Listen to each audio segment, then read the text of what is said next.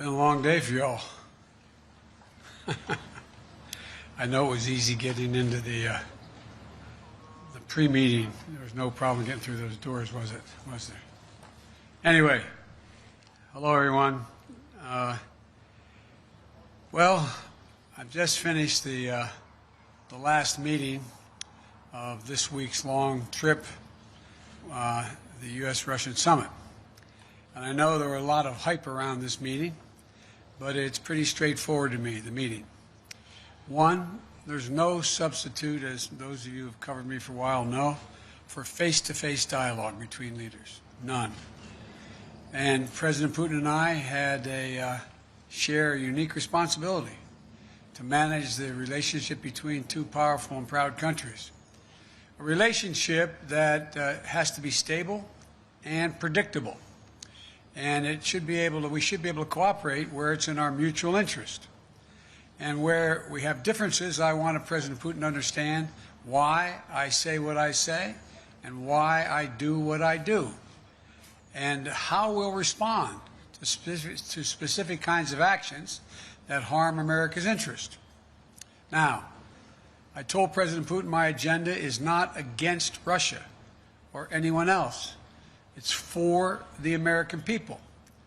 Fighting COVID-19, rebuilding our economy, reestablishing relationships around the world with our allies and friends, and protecting the American people. That's my responsibility as president. I also told him that no president of the United States could keep faith with the American people if they did not speak out to defend our democratic values, to stand up for the universal and fundamental freedoms that all men and women have, in our view. That's just part of the DNA of our country. So human rights is going to always be on the table, I told them. It's not about just going after Russia when they violate human rights. It's about who we are. How could I be the President of the United States of America and not speak out against the violation of human rights? I told him that unlike other countries, including Russia, we're uniquely a product of an idea. You've heard me say this before again and again, but I'm going to keep saying it. What's that idea? We don't derive our rights from the government. We possess them because we're born, period. And we yield them to a government. And so the forum, I pointed out to him that that's why we're going to raise our concerns about cases like Alexei Navalny. I made it clear to President Putin that we'll continue to raise issues of fundamental human rights, because that's what we are. That's who we are. The idea is we hold these truths self-evident, that all men and women, we haven't lived up to it completely, but we've always widened the arc of commitment and included more and more people. And I raised the case of two wrongfully imprisoned American citizens, Paul Whelan and Trevor Reed. I also raised the ability of Radio Free Europe and Radio Liberty to operate and the importance of a free press and freedom of speech. I made it clear that we will not tolerate attempts to violate our democratic sovereignty or destabilize our democratic elections, and we would respond. The bottom line is, I told President Putin that we need to have some basic rules of the road that we can all abide by. I also said there are areas where there's a mutual interest for us to cooperate, for our people, Russian and American people, but also for the benefit of the world and the security of the world. One of those areas is strategic stability. You asked me many times, what was I going to discuss with Putin before I came? I told you I only negotiate with the individual, and now I can tell you what I was intending to do all along. And that is to discuss and raise the issue of strategic stability and try to set up a mechanism whereby we dealt with it. We discussed in detail the next steps our country should take on arms control measures, the steps we need to take to reduce the risk of unintended conflict. And I'm pleased that we agreed today to launch a bilateral strategic stability dialogue. Diplomatic speak for saying get our military experts and our diplomats together to work on a mechanism that can lead to control of new and dangerous and sophisticated weapons that are coming on the scene now, that reduce the times of response, that raise the prospects of accidental war. And we went into some detail of what those weapon systems were. Another area we spent a great deal of time on was cyber and cybersecurity. I talked about the proposition that certain critical infrastructure should be off limits to attack, period, by cyber or any other means. I gave them a list. If I'm not mistaken, I don't have it in front of me, 16 specific entities, 16 defined as critical infrastructure under U.S. policy, from the energy sector to our water systems. Of course, the principle is one thing. It has to be backed up by practice. Responsible countries need to take action against criminals who conduct ransomware activities on their territory. So we agreed to task experts in both our countries to work on specific understandings about what's off limits and to follow up on specific cases that originate in other countries, in either of our countries. There's a long list of other things we spent time on, from the urgent need to preserve and reopen the humanitarian corridors in Syria so that we can get food, just simple food and basic necessities, to people who are starving to death. How to build it and how it is in the interest of both Russia and the United States to ensure that Iran does not acquire nuclear weapons. We agreed to work together there because as much as Russia's interest is ours. And to how we can ensure the Arctic remains a region of cooperation rather than conflict. I caught part of President Putin's press conference, and he talked about the need for us to be able to have some kind of modus operandi where we dealt with making sure the Arctic was, in fact, a free zone. And to how we can each contribute to the shared effort of preventing the resurgence of terrorism in Afghanistan. It's very much in the interest of Russia not to have a resurgence of terrorism in Afghanistan. There are also areas that are more challenging. I communicated the United States' unwavering commitment to the sovereignty and territorial integrity of Ukraine. We agreed to pursue diplomacy related to the Minsk agreement. And I shared our concern about Belarus. He didn't disagree with what happened. He just has a different perspective of what to do about it. But I know you have a lot of questions, so let me close with this. It was important to meet in person, so there can be no mistake about or misrepresentations about what I wanted to communicate. I did what I came to do. Number one, identify areas of practical work our two countries can do to advance our mutual interest and also benefit the world. Two, communicate directly that the United States will respond to actions that impair our vital interest or those of our allies. And three, to clearly lay out our country's priorities and our values so we heard it straight from me. And I must tell you, the tone of the entire meetings, I guess it was a total of 4 hours, was good, positive. There wasn't any strident action taken. Where we disagreed, I disagreed, stated where it was. Where he disagreed, he stated. But it was not done in a hyperbolic atmosphere. That is too much of what's been going on. Over this last week, I believe, I hope, the United States has shown the world that we are back, standing with our allies. We rallied our fellow democracies to make concerted commitments to take on the biggest challenges our world faces. And now we've established a clear basis on how we intend to deal with Russia and the U.S.-Russian relationship. There's much more work ahead. I'm not suggesting that any of this is done. We've gotten a lot of business done on this trip. And before I take your questions, I want to say one last thing. Folks, look, this is about how we move from here. I listened to, again, a significant portion of what President Putin's press conference was. And as he pointed out, this is about practical, straightforward, no-nonsense decisions that we have to make or not make. We'll find out within the next 6 months to a year whether or not we actually have a strategic dialogue that matters. We'll find out whether we work to deal with everything from release of people in Russian prisons or not. We'll find out whether we have a cybersecurity arrangement that begins to bring some order. Because look, the countries that most are likely to be damaged, failure to do that, are the major countries. For example, when I talked about the pipeline that cyber hit for $5 million, that ransomware hit in the United States, I looked at him and I said, well, how would you feel if ransomware took on the pipelines from your oil fields? He said it would matter. This is not about just our self-interest. It's about a mutual self-interest. I'll take your questions, and as usual, folks, they gave me a list of the people I'm going to call on.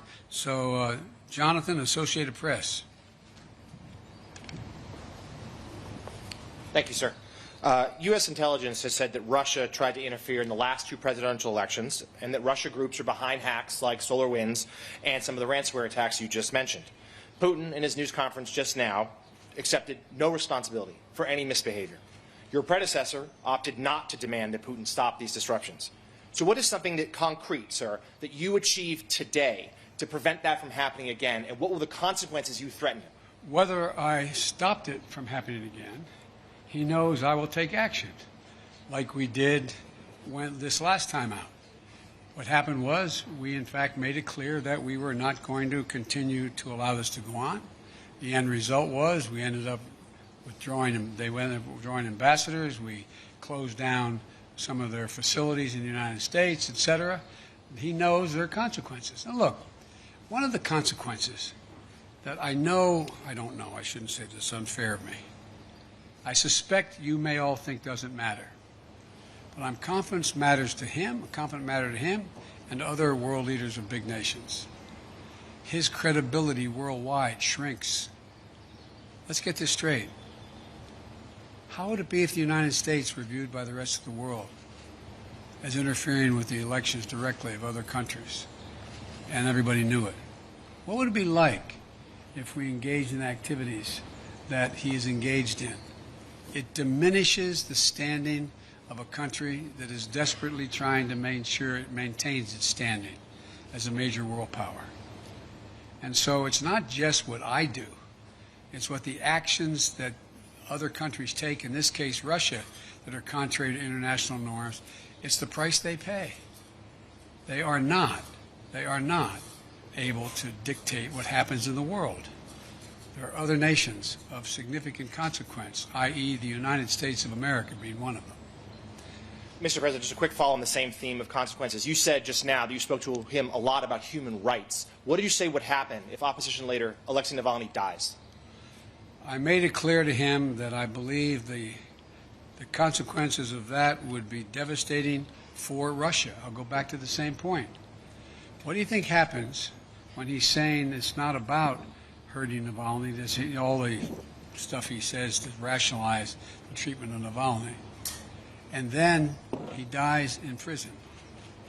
I pointed out to him that it matters a great deal when a country, in fact, and they asked me why I thought it was important to continue to have problems with the president of Syria. I said because he's a violation of international norm. It's called the Chemical Weapons Treaty. It can't be trusted. It's about trust. It's about their ability to influence other nations in a positive way.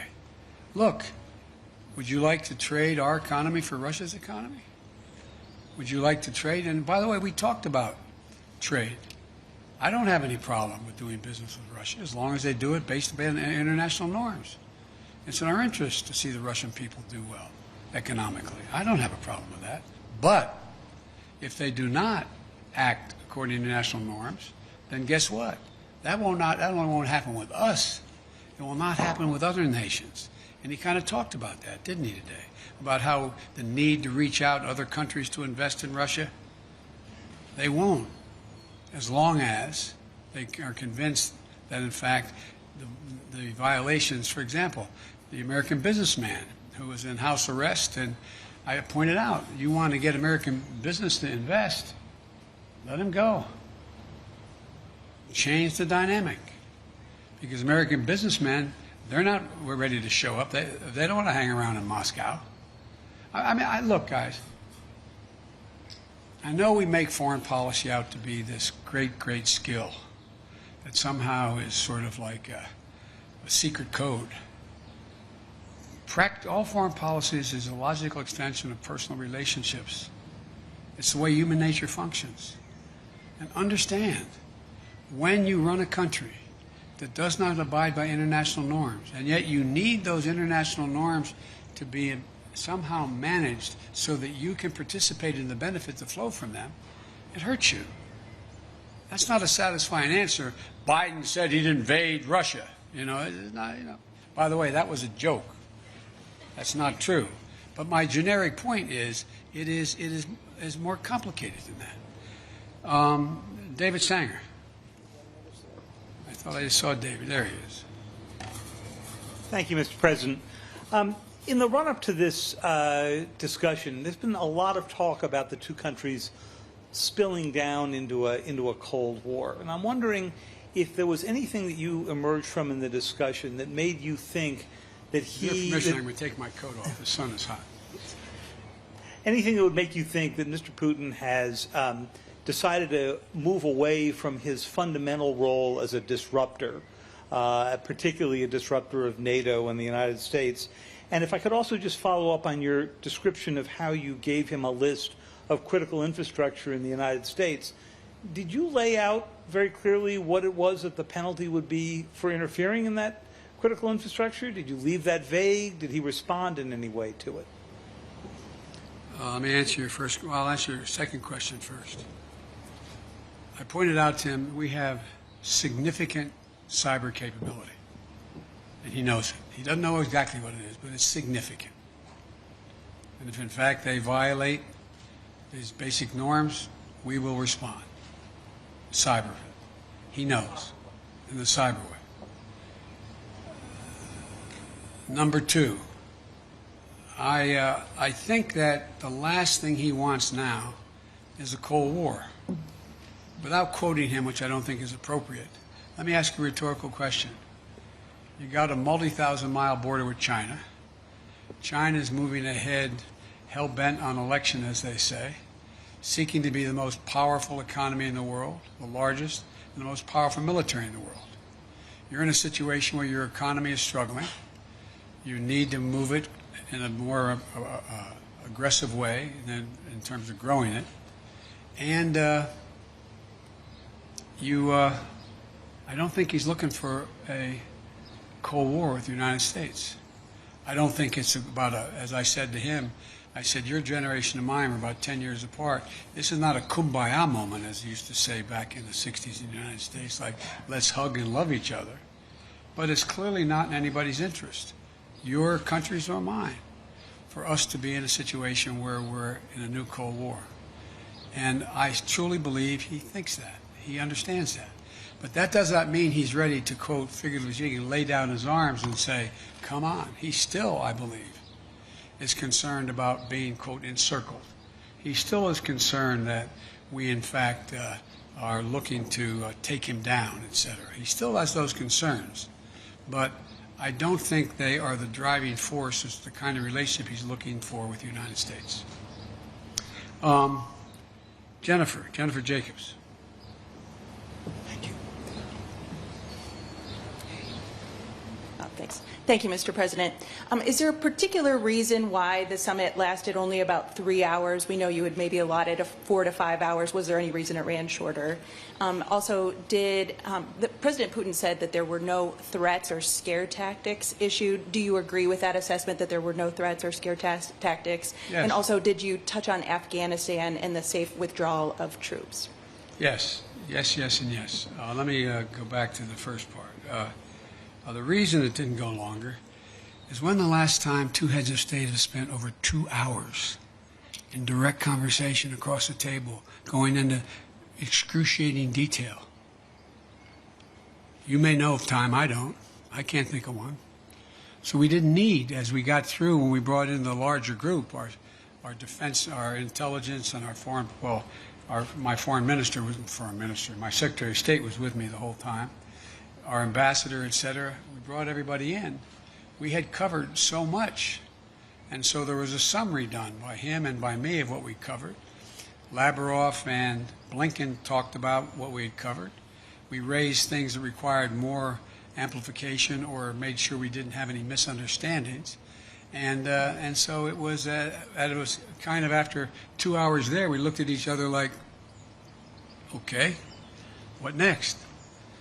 What is going to happen next is we're going to be able to look back, look ahead in 3 to 6 months and say, did the things we agreed to sit down and try to work out, did it work? Are we closer to a major strategic stability talks and progress? Are we further along in terms of and go down the line? That's going to be the test. I'm not sitting here saying because the President and I agreed that we would do these things that all of a sudden it's going to work. I'm not saying that. What I'm saying is I think there's a genuine prospect to significantly improve the relations between our two countries without us giving up a single solitary thing based on principle and our values. No, there were no threats. There were, as a matter of fact, I heard he quoted my mom and quoted other people today. It was very, as we say, which will shock you coming from me, somewhat colloquial. And we talked about basic fundamental things. And you know how I am. I explain things based on personal basis. What happens if, for example? And so there were no threats, just simple assertions made, and no, well, if you do that, then we'll do this, with anything I said. It was just letting him know where I stood, what I thought we could accomplish together, and what, in fact, if there were violations of American sovereignty, what we would do.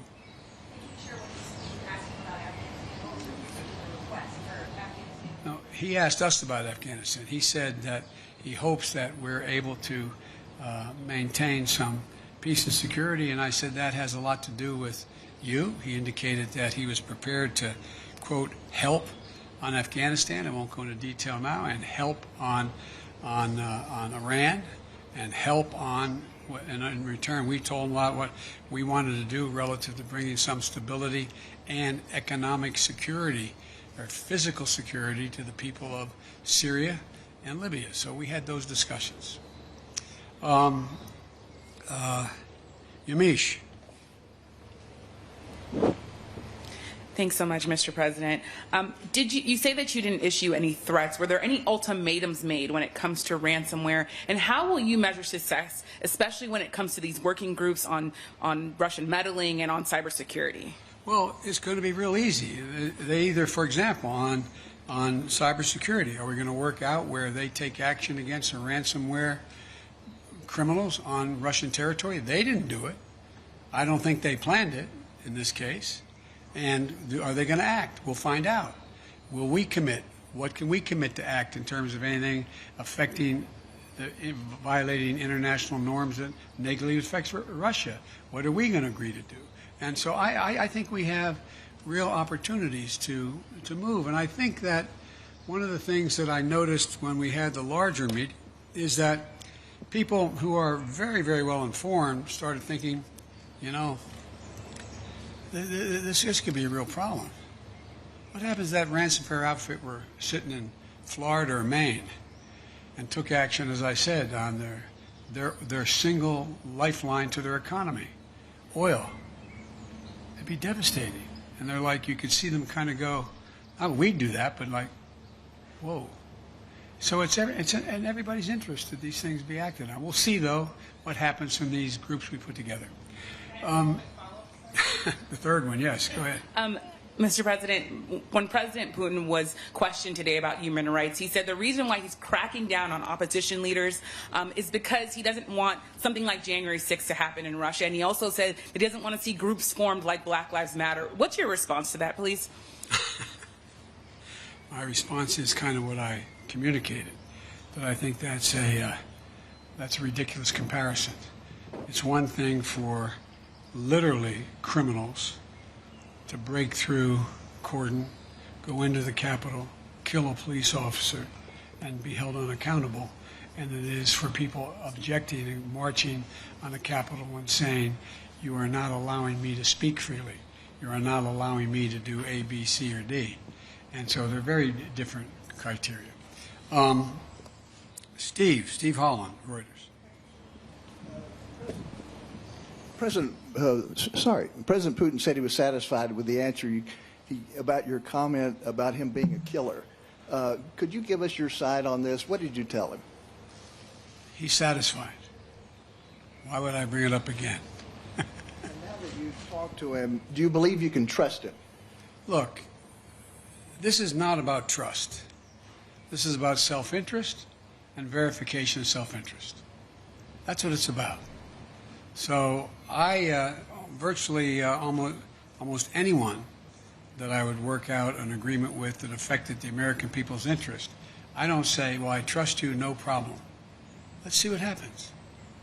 You know, as that old expression goes, the proof of the pudding's in the eating. We're going to know shortly.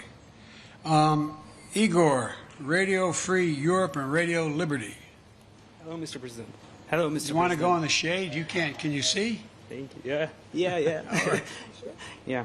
I think you know attacks in civil society and the free press continue inside Russia. Yes. For example, Radio Free Europe. Yes. Radio Liberty, Voice of America, Current Time TV channel where I work, branded foreign agents, and several other independent media. So we are essentially being forced out in Russia 30 years after President Yeltsin invited us in. My question is, after your talks with President Putin, how interested do you think he is in improving the media climate in Russia? I wouldn't put it that way, in terms of improving the climate. I would, in fact, put it in terms of how much interest does he have in burnishing Russia's reputation that is viewed as not being contrary to democratic principles and free speech. That's a judgment I cannot make. I don't know. But it's not because I think he's interested in changing the nature of a closed society or closed government's actions relative to what he thinks is the right of government to do what it does. It's a very different approach. You know, there's a couple of really good biographies. I told him I read most everything he's written and the speeches he's made, and I've read a couple of very good biographies, which many of you have as well. And I think, and I pointed out to him that Russia had an opportunity, that brief shining moment after Gorbachev and after things began to change drastically, to actually generate a democratic government. But what happened was it failed, and there was a great race among Russian intellectuals to determine what form of government would they choose and how would they choose it. And based on what I believe Mr. Putin decided was that Russia has always been a major international power when it's been totally united as a Russian state, not based on ideology, whether it was going back to Tsar and commissars straight through to the revolution, the Russian Revolution, and to where they are today. And I think that it's clear to me, and I've said it, that I think he decided that the way for Russia to be able to sustain itself as a great, quote, great power is to, in fact, unite the Russian people on just the strength of the government. The government controls, not necessarily ideologically, but the government. And I think that's the choice that was made. I think I'm not going to second guess whether it could have been fundamentally different, but I do think it does not lend itself to Russia maintaining itself as one of the great powers in the world.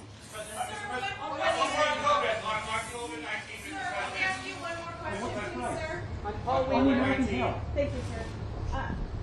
Did military response ever come up in this conversation today, did you, in terms of the red lines that you laid down, is military response an option for a ransomware attack? And President Putin had called you in his press conference an experienced person. You famously told him he didn't have a soul. Do you now have a deeper understanding of him after this meeting? Thank you very much.